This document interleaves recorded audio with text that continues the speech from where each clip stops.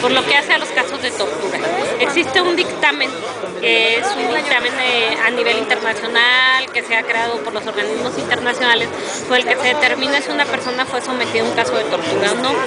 Cuando existe una denuncia sobre tortura, existe la obligación por parte de las procuradurías y de las fiscalías de los estados y de la Procuraduría General de la República para realizar ese dictamen en materia pericial, y con ese dictamen se determina sobre lo del protocolo de Estambul, sobre los casos de tortura. Si hubiera tortura, pues obviamente la Fiscalía o la Procuraduría que conozca deberá de ejercitar acción penal en contra de los servidores públicos que hayan aplicado un caso de tortura en contra de algún imputado o probable responsable. En el caso de Durango se está tomando medidas en ese sentido. En el caso de Durango observación. no tengo denuncias por tortura. Si las tuviera, tengo la obligación de proceder de inmediato.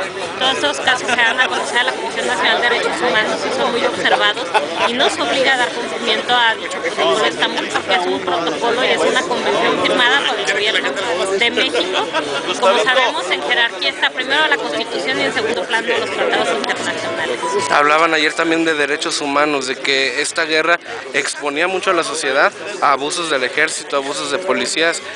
La DEI es de las que tiene más quejas sobre abusos. ¿Cómo han trabajado al respecto? Se está procediendo y hemos aceptado las recomendaciones que se han dado por parte de la Comisión Nacional de Derechos Humanos, y hemos llegado a amigables composiciones en relación a cuando nos piden o que iniciemos averiguaciones previas o que sancionemos administrativamente a los servidores públicos, y ellos le dan un seguimiento y se está cumpliendo con la ¿Sí han tenido sanciones? Así es, y con esto, pues los servidores públicos saben que estos casos no quedarán impunes y que no pueden seguir procediendo de esa manera.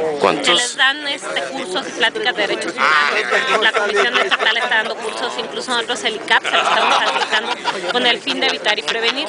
Cuando se nos propone una conciliación o una recomendación, va aparejado un curso de derechos humanos para los servidores públicos, quienes deben de acudir en las fechas indicadas.